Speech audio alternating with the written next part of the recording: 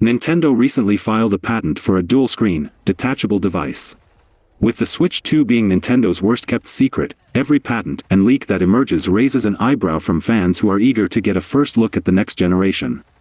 Reports of the Switch's successor appearing at Gamescom behind closed doors have since fueled discussion and speculation online as to what the next Nintendo console might be and when it might be released. The Switch has enjoyed more than 6 years being one of Nintendo's most successful pieces of hardware ever created. With eyes on this latest patent, speculation is brewing as to what exactly this strange new device could be and how it fits into Nintendo's future hardware plans. It should be noted that many Nintendo patents never become consumer products, but obviously, some do too. The recent Nintendo patent looks an awful lot like a 3DS, but the device can be split in half. The two separate halves can communicate with each other wirelessly, allowing two gamers to play together on the same device. While connected, the two halves play together like a DS or 3DS. Interestingly enough, there is also a touchscreen on the outside of the console, which allows gamers to interact with the handheld even when it's closed. If the device does see the light of day, it could serve to bring a ton of essential DS games to the Nintendo Switch online library. And make some games that takes advantage of the tech. Again, Nintendo patents aren't guarantees that these products are coming to store shelves. Big companies file patents all the time to protect their potential products. It's certainly something Nintendo is working on in some capacity, but it remains to be seen if it will ever materialize as a tangible item available for purchase. The filing indicates that Nintendo originally submitted the patent application on November 11, 2022, and also requested early publication so it would be made public before the standard 18-month time frame. Also interesting to note, the device appears to be a handheld-only device. With the Switch, Nintendo has combined both its handheld and home console markets given the hardware's hybrid nature. One of the few things fans know about the successor is that Nintendo is planning to use Nintendo accounts for a smooth transition to the Switch 2. With that understanding, it seems unlikely that the Switch's follow-up will differ from the current iteration too much. Not to mention, the success of the hybrid model might be difficult for Nintendo to walk away from. That being said, Nintendo loves to subvert expectations. Or rather, the Japanese company places importance on innovation and typically employs out-of-the-box thinking. For that reason, it's impossible to predict what Nintendo is going to do next, making a detachable 3DS-inspired device feel as likely as anything else it could bring to market. Nintendo President Shuntaro Furukawa recently spoke out about the Gamescom 2023 rumor in a financial call, which was written up by Japanese gaming website Mainichi and translated by Nintendo Everything. The rumors online that appear to be public information are not accurate, Furukawa stated, suggesting that the Switch 2 wasn't shown off in Germany after all. Furukawa also addressed the dual-screen patent that Nintendo filed a few weeks ago, which mentioned a device that could be split in half to form two separate gaming handhelds. While many have suspected that this patent could be related to the Switch 2, Furukawa simply said that while his company filed it with the knowledge that it could be leaked to the public, it doesn't necessarily mean that future Nintendo products could feature the technology listed in it. It's worth pointing out that Shuntaro Furukawa's latest denial of the next Nintendo system being shown off at Gamescom 2023 doesn't disprove any of the other rumors surrounding the much speculated Switch 2 console. Nintendo could very well have its next console in development for release in a year or so, and Furukawa is playing coy to keep it a secret until his company is ready to unveil it properly. On the other hand, absolutely nothing official has been confirmed about said console, so fans will have to keep their eyes and ears peeled for any additional information about Nintendo's future gaming hardware. Sony is filing patents for a new, spherical controller that could add a new level of immersion to VR gaming. Several such patents have been filed by Sony over the past few years, hinting at interesting new features for the PlayStation 5 or a future gaming console. These include new systems that can track a player's eye movements and provide in-game responses or even add odor to the gaming experience like the old smell-o-vision systems. Sony is still looking to improve upon the PlayStation 5's DualSense controller, which has been praised for enhancing gameplay through its cutting-edge haptic feedback. New patents related to the DualSense include a version with earbud slots, as well as a detachable touchscreen peripheral that could allow them to stream content away from their TVs as an alternative to the recently announced PlayStation Portal remote player. Sony is also providing players with more accessible options like the modular PS5 access controller that is set to launch on December 6. A new pair of controller patents have been filed by Sony recently, detailing ideas for a deformable, sphere-shaped controller. According to the two patent documents, players will be able to squeeze this controller to trigger inputs, which in turn could allow for more accurate hand tracking in VR titles like Horizon Call of the Mountain. Additionally, players could use two sphere controllers connected to a hollow shaft that can be used to simulate holding and firing a gun among other in-game actions. This more malleable controller is somewhat similar to another patent filed by Sony earlier this year for a gamepad that can change temperatures based on the in-game environment or virtual objects the player interacts with.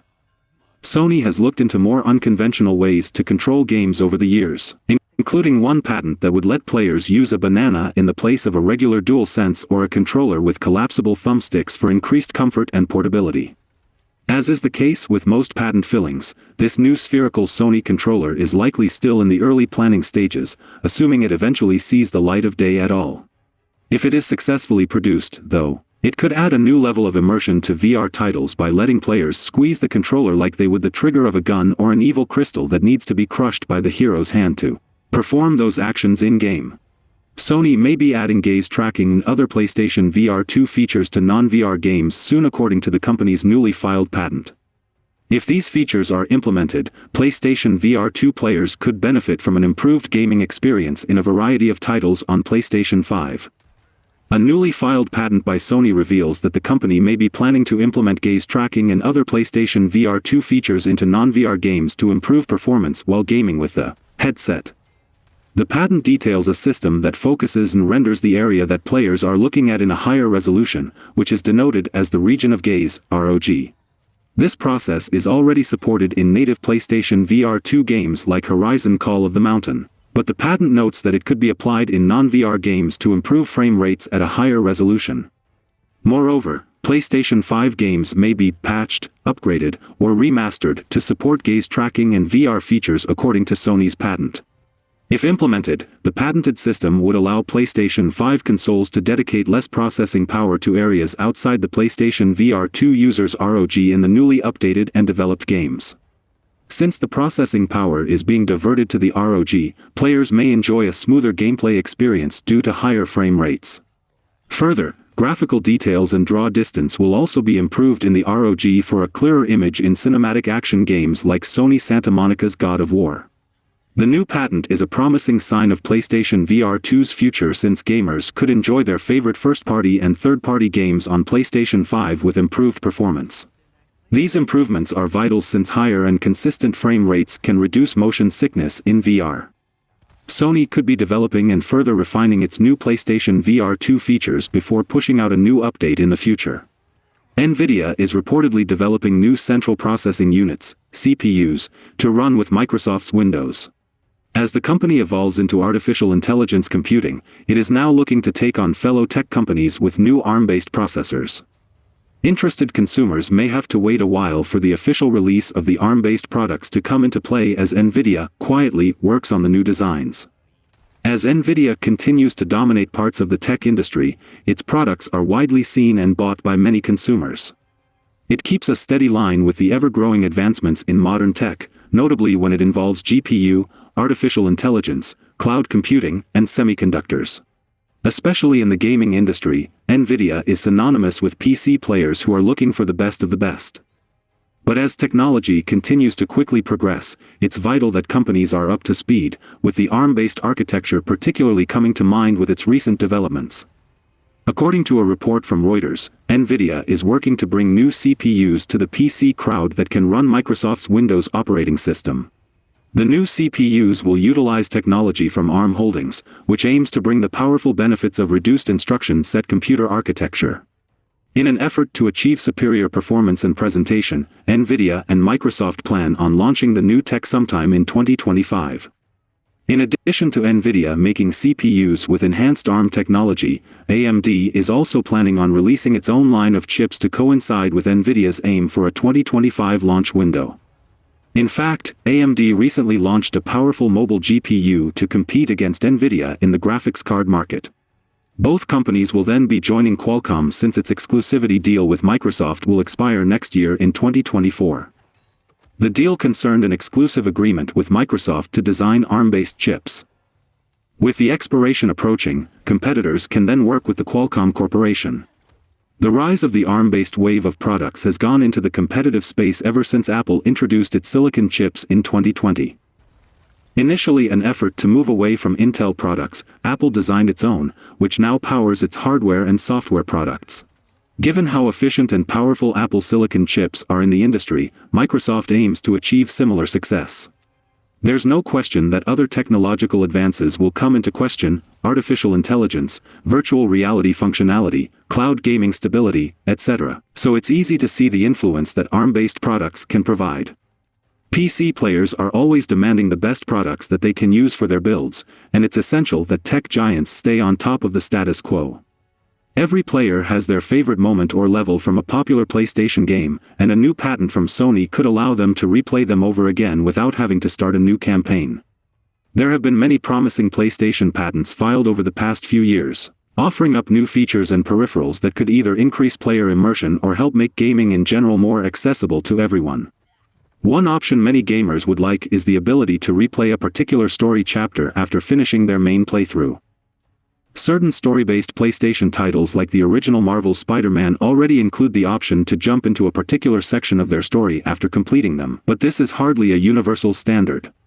These days, most of the biggest video game story moments can be watched in clips online, but many gamers feel that this is hardly a substitute for re-experiencing them from behind a controller.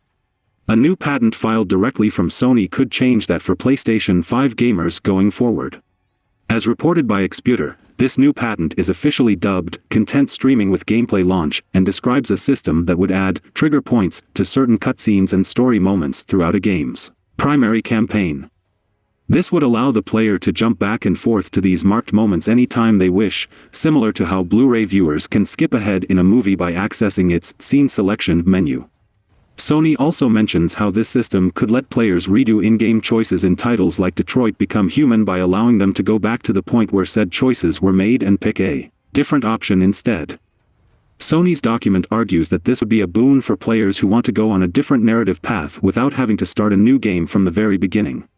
Sure enough, the ability to freely move between certain story chapters and replay them is a popular feature in first-party PlayStation 5 games like Detroit Become Human and Until Dawn, but it remains sorely missing in narrative-heavy titles like God of War Ragnarok and the recently released Marvel Spider-Man 2. Many fans would like the option to go back and replay a certain boss battle or set-piece moment without having to start the game over from scratch, and this latest Sony patent could give them the option to do just that should it be implemented. Bandai Namco has released a new trailer for Tekken 8 that reveals the final character of the game's roster, Reina. Fans were previously teased regarding a special event about Tekken 8 that would be taking place on November 12th, which featured several past Tekken 7 EVO champions playing against each other and a guest appearance from the game's producer. The event also teased fans about the reveal of the game's final character, bringing the roster to a total of 32 fighters at Tekken 8's launch. Tekken 8's roster of 32 fighters includes a mixture of veterans and newcomers. Fan favorite characters like Jin Kazama and Kazuya Mishima are present, while some newly introduced fighters have been received quite positively.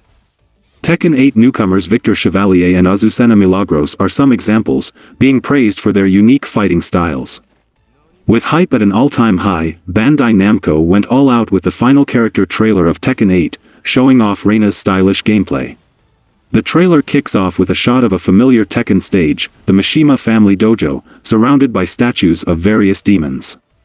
It then shows Reina rising from her throne and proceeding to fight every single fighter that has been previously revealed. She has attacks imbued with purple lightning, which is not only a nod to her title but also her heritage, as she is the illegitimate child of the longtime villainous Tekken family patriarch, Heihachi Mishima. She even gets special round intro interactions with two other members of the Mishima bloodline, Kazuya Mishima and Jin Kazama. With Heihachi Mishima definitively dead in Tekken 8, Reina is filling in the space left behind by the Tekken family patriarch. This is best showcased in the second half of Reina's trailer, where she not only has the same lightning powers as Heihachi, but also the same moves. This includes his trademark headbutt, stomp, palm thrust, and even the infamous electric wind God fist uppercut. Her rage art finisher completes the connection by having her encompassed in darkness after punching her opponent, where the shadows form a silhouette that is very similar to Heihachi, complete with his devil horn hair. Since Reina is another illegitimate child of Heihachi, she would be Kanzuya Mishima's sister and, by proxy, the aunt of Jin Kazama. Despite the existence of her character having been leaked months before her reveal, many were excited about how she looks, along with how her gameplay is the successor of her late father, Heihachi. I'm excited to see what Reina brings to the table once Tekken 8 releases next February. Behavior Interactive has announced that the murderous doll Chucky will be the next killer in the asymmetrical multiplayer horror game Dead by Daylight. Behavior Interactive has been teasing fans about what they can expect from Dead by Daylight's next chapter, and now Chucky's debut has finally been confirmed. As one of the most iconic horror villains of all time, Chucky has long been rumored for Dead by Daylight. The Chucky Dead by Daylight rumors started to ramp up significantly when Behavior Interactive posted a teaser showing a missing kitchen knife, the doll's signature weapon. Now those rumors have been confirmed, as Behavior Interactive has officially pulled the curtain back on Chucky in Dead by Daylight. Chucky will be making his Dead by Daylight debut on November 28, though public test builds will be available before then. Chucky in Dead by Daylight will be voiced by Brad Dourif, the actor who has played the character in the vast majority of his film and television appearances dating back to the original Child's Play movie. Behavior's Matthew Cote noted the challenges in bringing Chucky to the game, stating, "It's a character that I never thought we could bring into the fog because of his size. The team has outdone itself to prove me wrong.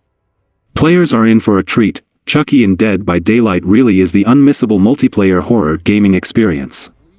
Behavior teased some of Chucky's abilities in Dead by Daylight. Chucky has the slice and dice ability that he can use to lunge at unlucky survivors. He is also able to summon the spirit of Charles Lee Ray, his human form, to hook survivors and perform other actions. Chucky's scamper ability gives him increased mobility compared to other Dead by Daylight killers. As usual, fans can expect plenty of Easter eggs for Chucky, including nods to famous scenes from the Child's Play movies. Perhaps most notably, Chucky will have alternate outfits that let players customize his appearance, including a special good gal outfit that makes Chucky look like his bride Tiffany, who will be voiced by Jennifer Tilly as she is in the movies. It's an exciting time to be a Dead by Daylight fan. Not only do fans have the new chapter and Chucky to look forward to, but the removed Stranger Things content is back in the game, giving fans of that franchise the chance to add those iconic characters to their roster if they missed out on the opportunity the first time around. Microsoft has appointed former Forza boss Alan Hartman as the head of the Xbox publishing team, aptly named Xbox Game Studios. Xbox has experienced a bevy of changes following Microsoft's massive acquisition of Activision Blizzard. In the wake of one of the biggest shakeups in the history of the gaming industry, the teams over at Xbox are shuffling a bit to accommodate the rapidly expanding umbrella that is Microsoft Gaming. Microsoft recently announced Xbox's new president, Sarah Bond, amid a flurry of moves for the company. To better prepare for the future of the gaming industry, Microsoft has reorganized many of its leadership positions. This included moving the former head of Xbox Game Studios, Matt Booty, to a new role as president of Game Content and Studios. This position involves overseeing all of Microsoft Gaming, which includes ZeniMax and Bethesda. With that promotion, there has been a major role made available thanks to the restructuring, the head of Xbox Game Studios. Former Turn 10 Studios vice president, Alan Hartman, has been named the new head of Xbox Game Studios. The newly appointed studio head took to LinkedIn to express his excitement over the recently announced promotion. "Thrilled to be representing such an elite set of game creators in my new role leading Xbox Game Studios," he wrote. Hartman will now oversee 23 development studios that call Xbox home. Of course, one of the companies within Xbox Game Studios is Forza Motorsport developer Turn 10, which recently released the disappointing Forza Motorsport and it flopped. Turn 10 Studios has been responsible for developing the Forza Motorsport franchise since the formation of the company in 2001. And this entry is the lowest in the franchise. Part of the reason for the shakeup coincides with Microsoft announcing a partnership between AI and Xbox. AI has obviously been a buzzword for countless tech-related industries, but Microsoft looks to incorporate these new technologies to speed up development. These tools will presumably be used across Microsoft's catalog of game studios and titles. I don't know if he's capable of running or improving the Xbox Game Studios, but only time will tell. Fans of popular indie game Night in the Woods received unfortunate news that the game's indirect sequel, Revenant Hill, has been cancelled by developer The Glory Society. The success of the quirky point-and-click adventure had many fans looking forward to a similar game to Night in the Woods, but this particular project has now reached an abrupt end. Sharing a similar style and mysterious storyline, Revenant Hill was considered by many to be a promising spiritual successor to Night in the Woods. Players fell in love with the original for its endearing characters and spooky atmosphere, and the cancellation of Revenant Hill has come as a shock to many fans. The Glory Society, co-developers of Night in the Woods and worker cooperative behind Revenant Hill, announced that their current project has been cancelled due to staff health complications. Revenant Hill was first announced in May of this year during a PlayStation Showcase event. Fans were initially thrilled to receive a new game with a similar aesthetic and cast of characters to Night in the Woods. However, a press release shared today by the Glory Society reveals that core members of the development team have had to step away due to serious health issues. In order to ensure the well-being of all team members, the Glory Society made the difficult decision to end development on Revenant Hill. While many fans noted their disappointment with the announcement, they also shared their sympathies with the team. After a career that spanned 32 years, Blizzard senior art director Samwise Didier announced his retirement from the company. The announcement from Didier came just over a week after BlizzCon 2023, which saw the reveal of World of Warcraft: The War Within and Diablo IV: Vessel of Hatred. During his time with Blizzard, Didier was credited for naming the Warcraft franchise, and for developing a distinct art style that was used in various promotional materials for Blizzard's IPs. One of Didier's first contributions was as an artist for Rock 'n' Roll Racing for the SNES, which saw Didier develop and reveal his art style to players around the world. Over the years, Didier's designs of Blizzard's iconic characters, such as Arthas Menethil and Thrall, made him an iconic figure with Blizzard fans. However, Didier's creation of the Pandaren race in the Warcraft series, which served as the focus of the Mists of Pandaria expansion, received a mixed response. Didier was also the lead vocalist for Elite Tauren Chieftain, etc., a rock band formed of various Blizzard employees who performed original songs and parodies based on World of Warcraft. Didier's last performance as part of ETC took place at BlizzCon 2014, in which the band opened for Metallica during the convention's closing ceremony. Since then, Didier has continued to work as an artist and illustrator for various short stories and novels, including an original work called Grimbeard Tales of the Last Dwarf. After 32 years on the job, Didier announced his retirement, which was effective immediately. Didier looked back on his time at Blizzard, which started in 1991 during the company's early days as Silicon and Synapse. Didier said, "Blizzard was never just a job for me. I joined the company in 1991 and it immediately became my second home. I found out I had family that I didn't even know I had. I grew up there. I learned almost everything I know about art there. I learned how to use a computer. I only knew Atari 2600 and Nintendo. I learned how to use Photoshop. I learned how to create UI and make thousands of buttons. I learned how to create 3D models of my art, how to texture and animate them, and even make them shoot fireballs or lasers. I got to see my art come to life." Didier closed his announcement by encouraging the World of Warcraft art team to always draw big shoulder pads, as he once did. Didier's retirement was met with admiration and congratulations from his peers on social media. Blizzard president Mike Ibarra thanked Didier and said that his talents have helped build Blizzard's art style into what it is today. And said that his contributions have left a mark on other artists who have learned from him since, which can be debated. In the replies, Blizzard fans wished Didier the best in his rest of life, with many looking forward to his future endeavors. While other former Blizzard staffers have gone on to form different studios, including former WoW devs forming Fantastic Pixel Castle, it remains to be seen what Didier's future plans are. Embracer Group's Chief Operations Officer, Egil Strunk, has confirmed that they departed from the holding company sometime last week, ending their cumulative 8-year tenure in it. Strunk's departure from Embracer Group comes at a precarious time. The company is recovering from a major deal that didn't push through. The past few months haven't been kind to the gaming industry. Gamers may recall it has been closing studios following a major company-wide restructuring.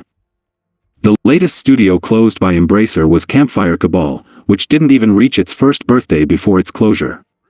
The restructuring and cost-cutting plans not only affected many employees working in the studios Embracer closed.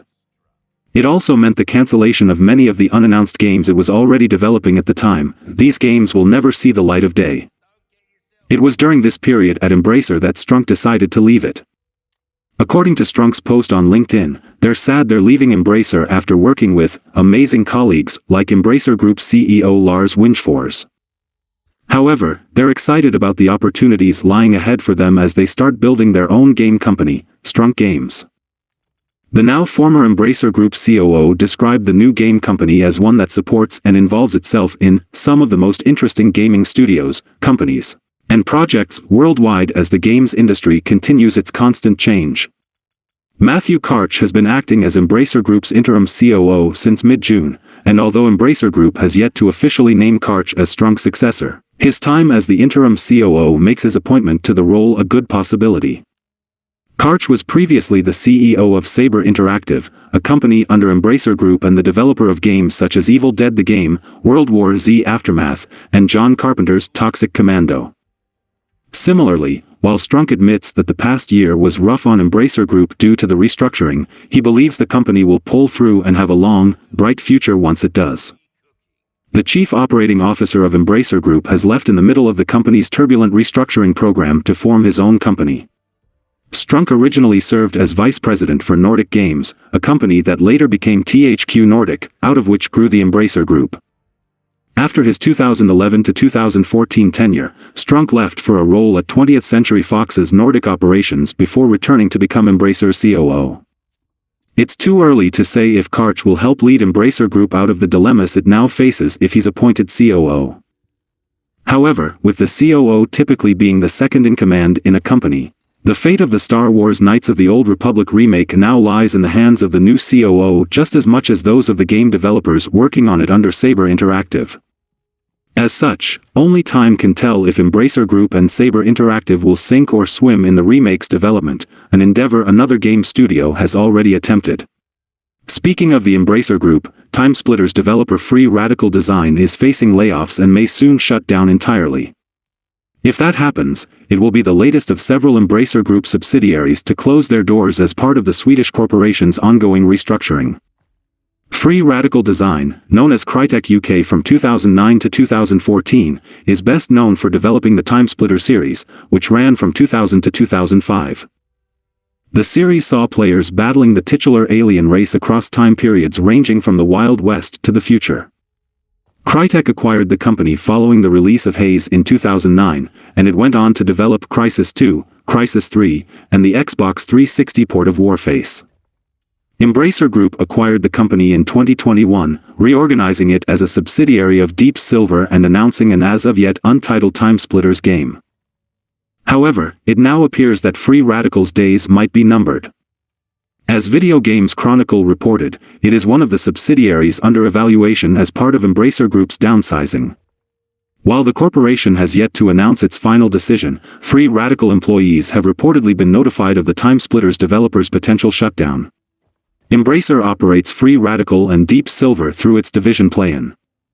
UK law requires Play-In to meet with employees 30 days before they are made redundant. This included exploring ways to avoid layoffs. Unfortunately, at least 15 employees have already made LinkedIn and social media posts indicating that they are looking for work. This includes high-level developers, including Free Radical's senior artist, senior technical artist, lead game designer, and IT manager. It's still possible that Embracer Group might try to sell Free Radical instead of shutting it down. The Swedish holding company is reportedly also looking to sell Borderlands and homeworld publisher Gearbox, which Embracer acquired in April 2021. However, Embracer also shuttered Volition in August, ending a 30-year history that included franchises like Saints Row and Red Faction. On the other extreme, Embracer recently shut down Expeditions Rome developer Campfire Cabal less than a year after the studio launched. However, per UK law, employees must be consulted at minimum a month before any job cuts, which also includes considering any business options available to forego job cuts. VGC notes there's a possibility that Free Radical Design could also remain open if any third party is interested in its acquisition. Free Radical Design was initially established in 1999 by Steve Ellis, David Doak, and Carl Hilton. It went on to develop titles such as the Time Splitters franchise, Second Sight, and Haze. The studio went bankrupt in 2008, and 2009, it was saved by Crytek. Eventually, the Time Splitters IP was acquired by Koch Media in 2018. In 2021, founders Ellis and Doak reformed Free Radical Design to develop a new Time Splitters title. It is also unclear what will happen to the Time Splitters franchise if Free Radical Design shuts down. Developers hadn't revealed much about the untitled new Time Splitters game, which Embracer explicitly relaunched Free Radical to make. It is unclear how far along the game is, and Deep Silver hasn't revealed whether it plans to cancel the game outright or transfer development to another studio. In a regretfully continuing trend across the gaming industry, Assassin's Creed developer Ubisoft Montreal is the latest studio to issue layoffs to its staff. Now Ubisoft Montreal, the publisher behind several of the most recent Assassin's Creed games, is announcing layoffs to its staff. According to Kotaku, the Canadian-based studio is cutting 98 jobs as part of a reorganization of its general and administrative teams. This round of layoffs will also affect other Canadian Ubisoft divisions like Ubisoft IT and Ubisoft's SFX studio Hybrid, which helped produce the hit Disney Plus TV series The Mandalorian. In a notice to the government of Quebec, Ubisoft stated that a total of 124 positions will be cut from the company as part of efforts to optimize its resources to be more sustainable in the long term. In another statement shared with Kotaku, a Ubisoft spokesperson wrote that these recent layoffs are not being taken lightly by the studio and that this restructuring will not affect Ubisoft Montreal's production teams. Said production teams have been the largest and most prominent among Ubisoft, having crafted the company's biggest hits like Far Cry and Rainbow Six Siege. However, there were reports of trouble within Ubisoft Montreal's offices back in September due to delays, cancellations, and the closing of in-house studios like Ubisoft Benelux. Layoffs at Ubisoft Montreal are almost unheard of due to its successful work on properties like Assassin's Creed. But it and many other parts of the publisher's Canadian branch are being downsized as part of an unfortunate trend in 2023. Only time will tell if Ubisoft will lay off even more workers, and what effect these cuts will have on upcoming Ubisoft Montreal titles like the planned Prince of Persia, The Sands of Time remake and Assassin's Creed Project Hex. Warframe developer Digital Extremes has laid off an unknown number of staff and has closed its publishing division. In a statement sent to Eurogamer, the developer confirmed it would no longer publish Airship Syndicate's free-to-play title Wayfinder. We can confirm we have made the difficult decision to cease operations of our external projects division, Digital Extremes said. We have had to say goodbye to a number of hardworking and highly valuable team members as a result. And we're working with Airship Syndicate to transition full control of Wayfinder to them in the coming months. Former art director Ron Davey shared on LinkedIn that around 30 people had been let go, comprising the whole external development team. Digital Extremes has not disclosed the number of employees affected by the layoffs. In response to the news, Airship Syndicate thanked Digital Extremes for helping to jumpstart Wayfinder's development. Airship Syndicate owns the Wayfinder IP, and we have no plans to stop developing the game now, the studio wrote on social media. We look forward to continuing to grow the game alongside our players as we take on operations. Last month, James Schmalz stepped down as CEO of Digital Extremes. Former creative director Steve Sinclair took over the role and will continue to oversee the development of the studio's next game, Soulframe. Digital Extremes has confirmed on LinkedIn that 30 employees were affected by the layoffs. Amazon has just confirmed over 100 layoffs in its gaming division, a move that appears to be echoing a larger trend across the industry lately. The corporation, primarily known for its e-commerce platform and the Amazon Prime streaming service, has been trying to break into the video game industry for over a decade. Beginning with the development of mobile games, Amazon has expanded into other areas, launching the streaming platform Prime Luna last year and moving on to developing and producing console and PC titles. Since jumping into the industry, Amazon has certainly seen some success and won support from some gamers. Amazon Prime just revealed its free games for November, which include some great classics and newer hits. It also appears to have some exciting new projects in the works, though the company has been fairly secretive about them so far. Despite those positive signs, however, the company doesn't appear to be immune from recent trends in the industry. According to initial reporting by Aftermath, since confirmed by Amazon to other publications, 180 employees in the company's gaming division have lost their jobs. Amazon's Twitch channel, Crown Gaming, has apparently been eliminated entirely, with company leadership making the decision to shift focus. With New World, Lost Ark, and upcoming projects, Amazon now seems more committed to its publishing and game development business and will be placing its focus there moving forward. In an internal email, Amazon Games VP Christoph Hartmann said, "We've listened to our customers, and we know delivering free games every month is what they want most. So we are refining our Prime benefit to increase our focus there. With these changes in our business approach come changes to our resourcing, resulting in the elimination of just over 180 roles." To my knowledge, Amazon announced a memo during last year's Game Awards. One of Naughty Dog's longtime developers and programmers, Christian Gerling, is leaving The Last of Us and Uncharted development studio after a 17-year-long career at the company. The former employee was the studio's former head of technology, who made many contributions to the games developed, along with holding a lot of different positions during his time at Naughty Dog. Gerling first joined the company as a programmer for the first Uncharted game on the PS3 back in 2007. Ever since he joined the studio, Gerling has been credited in every major release from Naughty Dog, ascending to the high-level position of The Last of Us, Part 2. Gerling would then become Naughty Dog's vice president from 2020 to 2023, before reverting to his former role of head of technology in the summer. Before he joined Naughty Dog, Gerling worked at High Moon Studios between 2004 to 2006 and at WMS Gaming Inc. between 2001 to 2003. While the former technology head has contributed to some of the most acclaimed games for the studio, he has left the studio after nearly 2 decades. This announcement was made on Naughty Dog's official Twitter page, honoring Gerling for his contributions during his tenure at the company. "Our head of technology Christian Gerling has decided to leave Naughty Dog after an amazing 17-year career at our studio," says the Twitter post. Following Gerling's departure, Travis McIntosh, who had been with Naughty Dog for a similarly long period of 19 years, will be taking his place. This is the second high-profile departure for the Sony first-party studio, as Naughty Dog co-president Evan Wells announced his retirement earlier this past summer, leaving the company after a 25-year career. Outside these departures, Naughty Dog had laid off some contract employees and the principal monetization designer, which led to early rumors of the studio possibly shelving its multiplayer-focused The Last of Us game. Though it was confirmed a few days later to be still in development, I still think it is scrapped, or it may be bundled in with The Last of Us Part 3.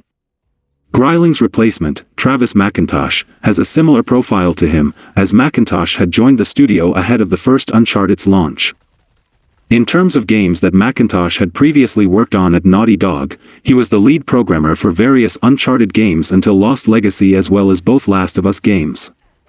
The video game industry has seen numerous studio shutdowns and department layoffs throughout the year, making the Glory Society yet another addition to the growing list of unfortunate closures and cancellations. Earlier this year, Daedalic Entertainment shut down its development studio following the financial and critical failure of The Lord of the Rings Gollum. However, other renowned studios have also been facing complications. Halo and Destiny creator Bungie recently released a number of staff, and Assassin's Creed developer Ubisoft Montreal is the latest studio hit with layoffs, after restructuring at a number of Ubisoft offices. Other big-name companies to face staff cuts in 2023 include Naughty Dog, Sega's Relic Entertainment, BioWare, CD Projekt Red, Ascendant Studios, Epic Games, Media Molecule, and Microsoft. Gaming fans have been confused by the number of staffing terminations and studio shutdowns in 2023. Many companies have reported increased profits and boosted player counts, yet developers continue to see team reductions. Embracer Group been laying off and shutting down studios left and right. Games firm Digital Brothers Group has announced that it will reduce its global staff by 30%. Humble Games also has laid off an unknown number of employees due to restructuring efforts. While the video game industry has always faced fluctuations, I remain concerned about the future of my favorite franchises and studios. Moving forward, we have some very important financials from Sony, Nintendo and other major gaming companies to cover, that reveals updated consoles, games and financial specifications to dive into. Sony has released its second quarter results for the financial year from July to September 30, 2023, showing an increase in overall revenue due to a rise in its movie, music, and gaming businesses. Sales are up 8% to 2.8 trillion yen, $18.5 billion, while net income was down 29% to 200 billion yen, $1.32 billion. Game and network service sales up 32% to 954 billion yen, $6.31 billion. Sony attributed the increase in sales during the second quarter to growth in its GNNS, music, and picture sectors, while also experiencing an income decrease in its financial and entertainment, technology and services segments. Looking at GNNS more closely, growth was attributed to an increase of sales in hardware, non-first-party titles including add-on content, and the impact of foreign exchange rates.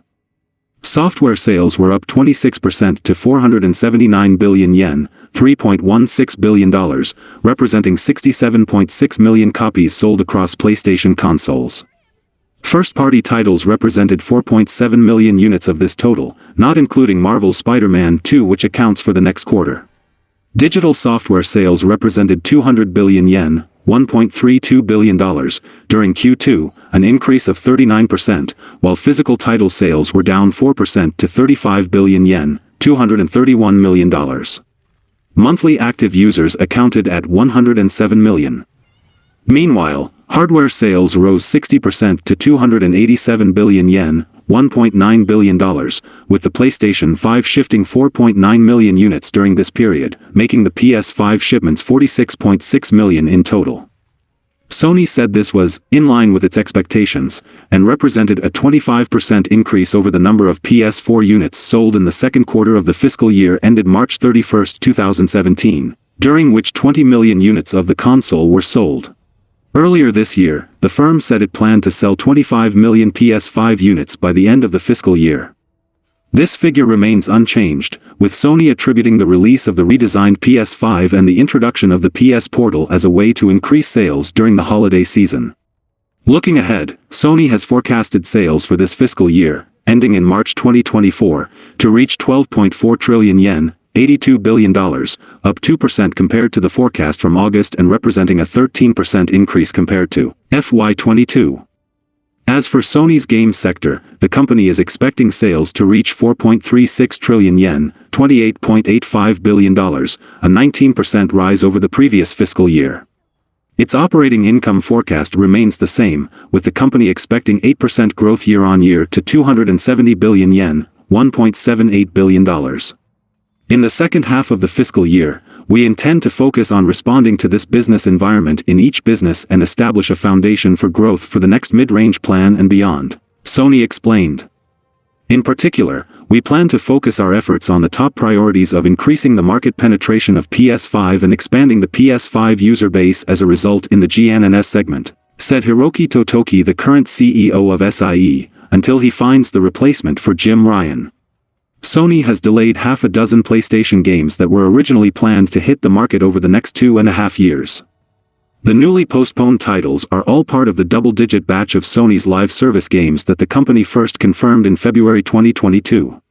Back then, the gaming giant said it was looking to put out at least 10 titles utilizing the Games as a Service (GaaS) business model by the end of its fiscal year 2025, which ends in March 2026. PlayStation Studios head Herman Hulst later mentioned that the company's near-term GaaS roadmap expanded to 12 titles as of October 2022, while also promising that these abundant PlayStation Live service games will all come to PC on day one. The number of those planned releases has now seemingly been halved, as suggested by Sony Group COO Hiroki Totoki during the company's latest earnings call. While the official avoided using the word delay outright, he said that Sony is currently in the process of figuring out when to release half of the GaaS titles from the initially promised batch. Meanwhile, Totoki committed to launching the remaining 6 games by early 2026. His remarks hence indicate there have been some changes to the original plan to release all 12 of the upcoming live service games in the next 2.5 years. Exactly which titles from the company's first big GAAS batch ended up being postponed is unclear, as most of them haven't even been announced as of today. The live service titles that Sony has confirmed to date are Naughty Dog's The Last of Us multiplayer spin-off, Haven's Fair Games, Concord, Helldivers 2, a Horizon MMO and Bungie's Extraction Shooter Marathon. So, I think we already have the names of those 6, but still no idea of what these games are about except for Helldivers 2. Totoki implied that these delays were brought about by standards concerns, highlighting how Sony should not compromise game quality as part of its GAAS foray. In spite of this setback, the gaming giant's overall strategy remains unchanged, with Totoki confirming that live service games remain an integral part of Sony's long-term plans. PlayStation CEO Jim Ryan previously said that the company doesn't intend to pursue GAAS offerings at the expense of its AAA single-player experiences, but in addition to them. Whether such ambitious diversification is feasible without more major acquisitions in the vein of the 2022 Bungie deal remains to be seen. After all, offering long-term support for a live service game is often as challenging as developing it in the first place, if not more so. As evident by the fact that Blizzard's own president is nowadays saying players lack patience. Even companies with much more GAAS experience than Sony sometimes struggle with meeting the fans' quality and quantity expectations. I'm glad they are scaling back on these live service ambitions, and I'll be happy if all of those live service games flop, and Sony need to focus on single-player games only moving forward. Marvel Spider-Man 2 has been a blockbuster success for PlayStation and Insomniac, and the latter has just revealed some updated sales figures for its latest superhero action games. Fans of both Marvel Spider-Man and Spider-Man Miles Morales eagerly awaited the next chapter of the series for almost 2 years before its release this October, and Spider-Man 2 would quickly become one of developer Insomniac's most acclaimed titles mere days after its launch as a PlayStation 5 exclusive. As per the Sony financials call, Marvel's Spider-Man 2 has sold over 5 million copies in 11 days. Previously we got the number 2.5 million copies in 24 hours, them stating it the fastest-selling PlayStation game, then came to find out it is not. God of War Ragnarok is actually the fastest-selling PlayStation first-party game, selling 5.1 million copies in 5 days. It is actually very impressive that Marvel's Spider-Man 2 sold this much with the install base of the PS5 at below 50 million, while God of War Ragnarok had the support of the PS4 as well. Anyway, congrats to Insomniac Games for the milestone for being a heavy contributor to the PS5 generation so far, and the gamers who bought these games. Sales for the PS5 hardware and Marvel Spider-Man 2 will be massive this holiday season, and I'm curious to see how fast Spider-Man 2 reaches biggest sales milestones, and its DLC content as well. Looking forward to that. Nintendo has increased its profit forecast for the current financial year following a strong first half, boosted by the launch of Zelda Tears of the Kingdom and the Super Mario Bros. Movie. For the 6 months ended September 30, 2023, the platform holder reported a 21.2% year-on-year increase in net sales to 796.2 billion yen, $5.3 billion, and a 27% increase in operating profit to 279.9 billion yen, $1.9 billion. Bolstered by this solid performance, the company has raised its profit forecast from 340 billion yen, $2.3 billion, to 420 billion yen, $2.8 billion, for the year ending March 30, 2024. Hardware units sold were 6.84 million, up 2.4%, and software units sold were 97.1 million, up 1.8%. Nintendo reported that every title released during the 6-month period has performed well, led by The Legend of Zelda, Tears of the Kingdom, which has shifted 19.5 million copies. This already places it among the top 10 best-selling Switch games since the console first launched almost 7 years ago. The company also noted that the debut of the Super Mario Bros. Movie in April positively impacted sales of Mario-related titles. Mario Kart 8 Deluxe, for example, sold another 3.22 million units, bringing its lifetime sales past 57 million and cementing it as the biggest-selling title on the Switch. The Mario movie was also the biggest driver in Nintendo's mobile and IP-related business, which saw sales rise 133.3% year-on-year to 55 billion yen, $365.8 billion. Pikmin 4, released in July, sold 2.61 million. Nintendo reported that 16 Switch games sold more than 1 million units during the first half of its fiscal year, including third-party titles. All of this led to an 2.4% increase in hardware sales to 6.84 million units. The OLED model continues to be the biggest seller at 4.69 million units, followed by the standard model at 1.25 million and the Lite at 9 million. There was also a 1.8% uptick in software sales to 97.1 million units. Looking at digital specifically, sales reached 217.5 billion yen, $1.4 billion, up 15.8%, with Nintendo noting this was aided by the depreciation of the yen. Overall sales reached 796.2 billion yen, $5.3 billion, with sales outside of Japan accounting for 78.3% of this total, or 623.6 billion yen, $4.1 billion, to be precise. Encouraged by this strong half, and confident about the H2 lineup of Super Mario Bros. Wonder, Detective Pikachu Returns, Super Mario RPG, WarioWare Move It and the next Pokémon DLC, Nintendo increased its profit forecast for the full year. It currently forecasts net sales of 1.6 trillion yen, $10.6 billion, operating profit of 500 billion yen, $3.3 billion, and ordinary profit of 600 billion yen, $4 billion. In additional materials released around Nintendo's financial results, the platform holder announced Super Mario Bros. Wonder sold 4.3 million units worldwide in the first 2 weeks after its October 20th launch. This makes it the fastest-selling Super Mario-related title since the Wii and DS era, when Nintendo's tracking began, and Nintendo expects this to continue selling well in the run-up to Christmas and into 2024. Nintendo has updated its sales numbers for the Switch, revealing that the system has now sold 132.46 million units. To put that in perspective, the Wii, Nintendo's previous best-selling home console, sold 101.63 units during its life cycle. At this point, the Switch is only behind the DS and the PS2 on the list of the best-selling video game systems of all time. The Switch remains more than 20 million units behind both the DS and PS2, so it's unlikely that it will catch either, as Nintendo's next console is rumored to be out, or at least officially announced in 2024. Nintendo has officially announced a live-action Legend of Zelda film. Nintendo has translated the incredible success it's enjoyed in the video game space to the box office already, with the Super Mario Bros. Movie earning over $1.3 billion and standing tall as the second highest-grossing film of 2023 to date. The Super Mario Bros. Movie was a massive success for Nintendo, and so many assumed that the Big N would look to adapt more of its franchises to film. A Zelda movie has topped many fans' lists, though there's been some question as to what shape the project would take.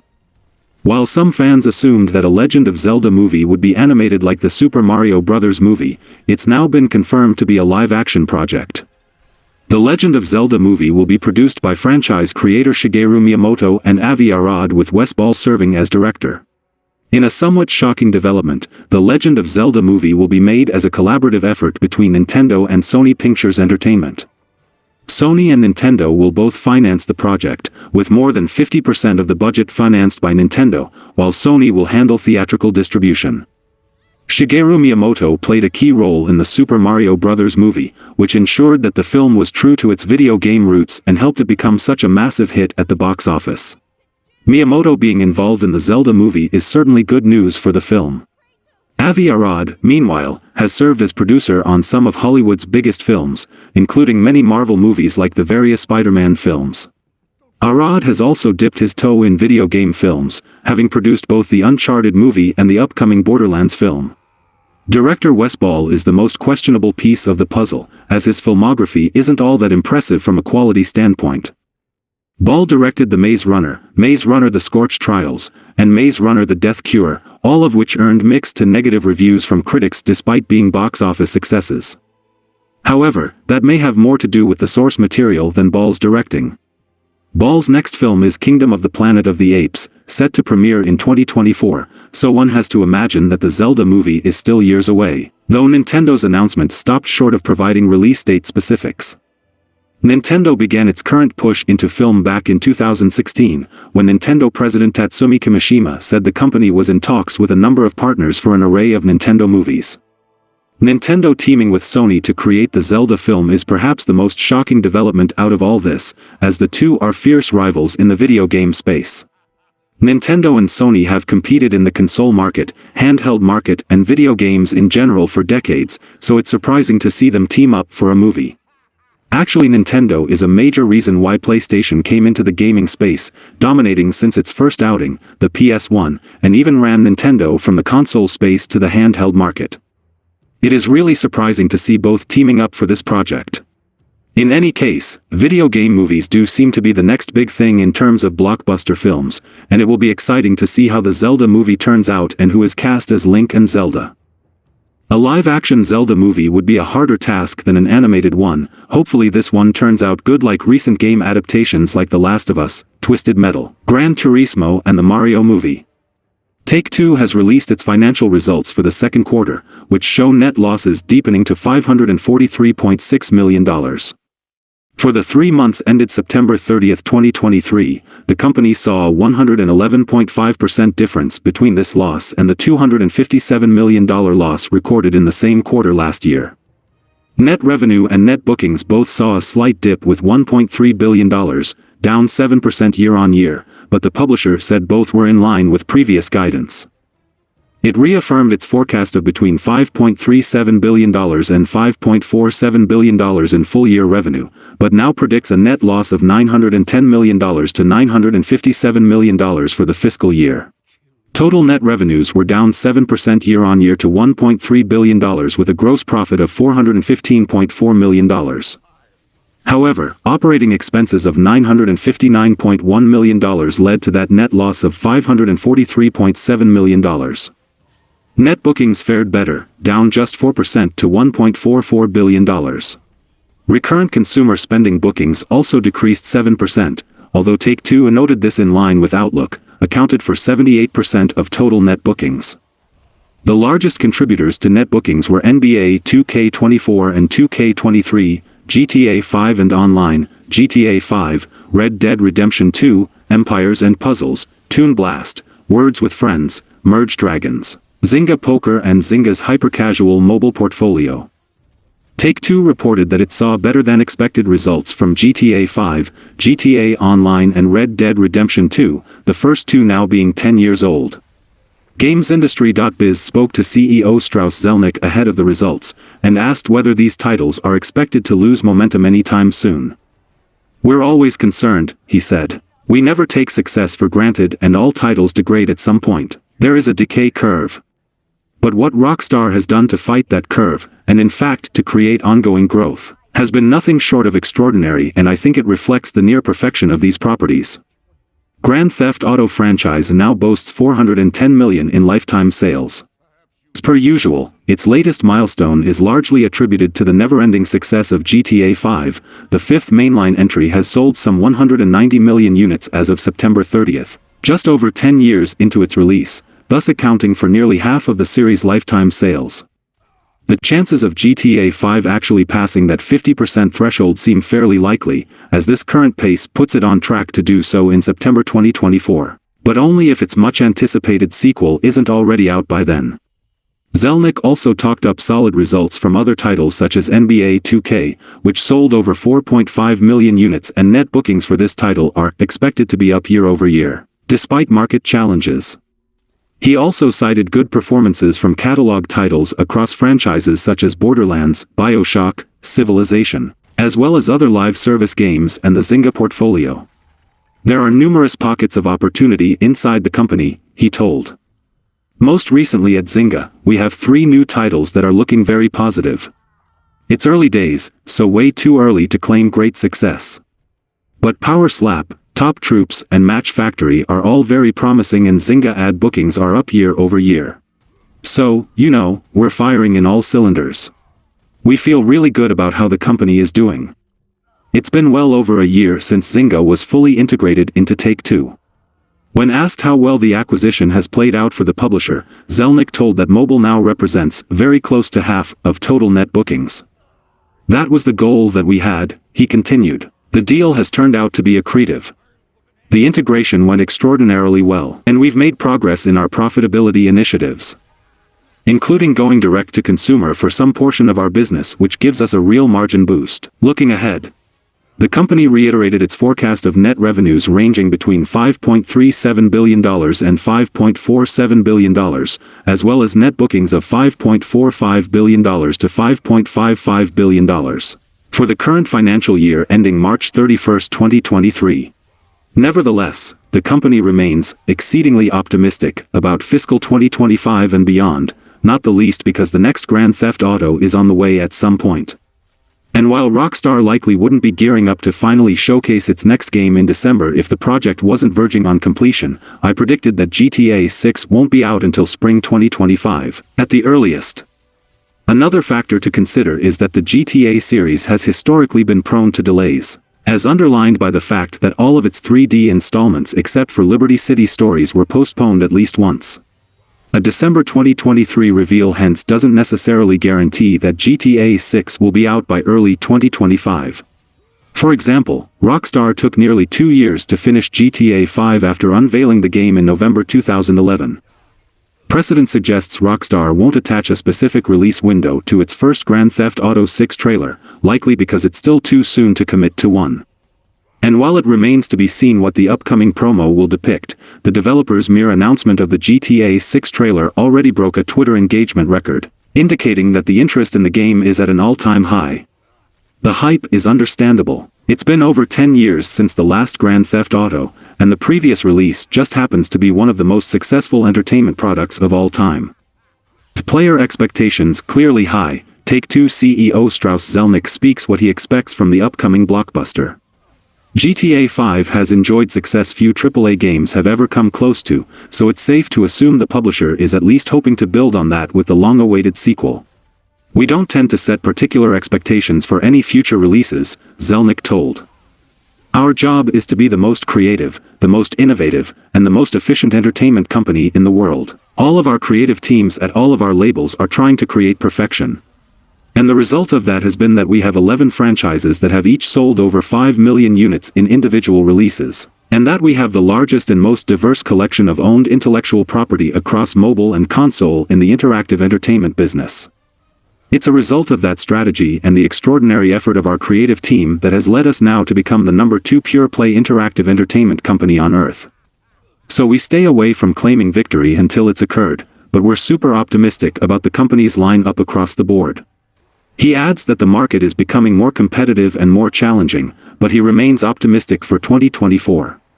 Final Fantasy creator Square Enix released its financial earnings for the 6 months ended September 30, 2023. Net sales were 172 billion yen, $1.1 billion, up 5% year-on-year, and profit was 16.6 billion yen, $110 million, down 58% year-on-year. The HD Games subsection generated 43.7 billion yen, $290 million, in net sales, an increase of 49% compared to last year. The revenue bump was attributed to the releases of new Final Fantasy game offerings, which included Final Fantasy Pixel Master. The retro release had sold 3 million units as of September. But Square Enix's biggest HD Games release of the period was Final Fantasy XVI, which released on June 22. The AAA RPG sold 3 million copies in just a few days. In August, Square Enix president Takashi Kiryu said in a post-earnings call that Final Fantasy XVI did meet sales expectations. The executive reportedly said that the slow adoption of Sony's PlayStation 5 console played a factor in the RPG's sales performance, and will improve over time. Square Enix's HD segment also saw the multi-platform release of Infinity Strash Dragon Quest, The Adventure of Dai on September 28. Mobile/PC browser games amassed 54 billion yen, $358 million, for Square Enix during H1 FY 2024, a decrease of 7% year-over-year. The segment saw 2 releases, with the launch of Dragon Quest Champions on June 13 and Final Fantasy VII Ever Crisis on September 7. The mobile Final Fantasy offering reached 2 million downloads a day after its release. Square Enix has 18 games identified as major operating titles for the division. During the quarter, Square Enix MMOs made 24 billion yen, $159 million, in revenue, representing a drop of 16% year-over-year. Square Enix said the segment's performance was due to decreasing sales for Final Fantasy XIV and Dragon Quest X. The publisher's earnings revealed that it sold 12.17 million games during the 6 months, down 29% year-on-year. In its forecast, Square Enix continued to project its net sales of 360 billion yen, $2.4 billion, for the fiscal year ending in March 2024, representing a 5% rise year-on-year. The firm noted that it will be formulating a new medium-term business plan in May 2024. Among the topics that it identified is the need to diversify its earning sources and increase productivity. Regarding new releases, the firm released Star Ocean: The Second Story are back on November 2nd. Meanwhile, Dragon Quest Monsters: The Dark Prince is poised to launch on December 1st, and Final Fantasy VII Rebirth, the second remake installment, is planned to launch on February 29, 2024.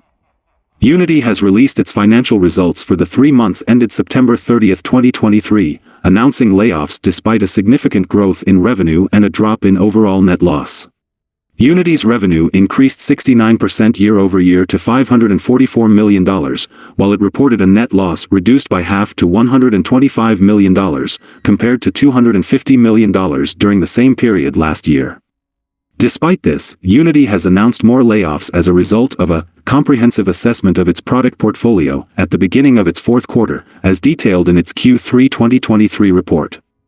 The assessment will likely lead us to decide to discontinue certain offerings, reduce our workforce and reduce our office footprint, the company said. It added, the timing and full impact of these types of changes on our future results of operations, cash flows, or financial condition are uncertain, and for those reasons we are currently unable to reasonably quantify the potential impacts through the fourth quarter of 2023. As a result, the company did not provide any guidance for Q4 or the full year 2023. During Unity's earnings call following the release of its Q3 results, Unity's CFO Luis Visoso said decisions would be made and implemented during this quarter, with a target of being finalized by Q4 2023. It's not like a business model transition that takes a year or 2 years to complete, said Visoso. These are things we were planning to do and executing now. This was referred to as a rip-off-the-band-aid reset by interim CEO James Whithurst. Looking at Create Solutions revenue, the division in charge of Unity's engine, core subscriptions were up 19% during Q3, but revenue was flat year-on-year. 3 sectors negatively impacted growth this quarter: Unity Game Services, UGS, China, and Professional Services, the report read. UGS had a record third quarter last year from new game launches, China revenue declined from continued government restrictions on gaming, and we continue to reduce our reliance on professional services. As for its Grow Solutions vertical, Unity's ads products and services, revenue increased by 166% year-on-year to $355 million despite the backlash in response to its proposed runtime fee announced in September. We continue to believe that we are gaining share in a relatively flat market, the company said. We experienced some revenue softness at the end of the quarter and in October from the runtime fee introduction, which is now mostly behind us. In the letter to shareholders, Whitehurst said Unity was doing too much and aimed to emerge as a leaner, more agile, and faster-growing company for the next quarter. He added, going forward, we plan to increase our focus on our core, the Unity editor and runtime, and monetization solutions as we continue to see significant opportunities for growth in these businesses, including AI. In addition, we aim to sharpen our focus on fewer large and more attractive businesses where our capabilities offer a clear competitive advantage, like digital twins. Following the last 3 rounds of layoffs, Unity was left with approximately 7,000 employees across the globe. Its recent workforce cutbacks were partially motivated by a company-wide need to cut costs in order to improve its deeply red bottom line. In the fourth quarter of Unity's fiscal year 2023, we underwent a CEO change and began a comprehensive assessment of our product portfolio to focus on those offerings that are most valuable to our customers, which are the core aspects of our Create and Grow Solutions. This assessment will likely lead us to decide to discontinue certain offerings, reduce our workforce and reduce our office footprint, said the firm. The leadership change preceding the company's ongoing portfolio assessment that's expected to result in more layoffs happened in October, when Unity CEO John Riccitiello stepped down following a pricing controversy. Specifically, the tech giant attempted to introduce an engine runtime fee that would have required developers to pay between $0.005 and 20 cents for each Unity-powered game download.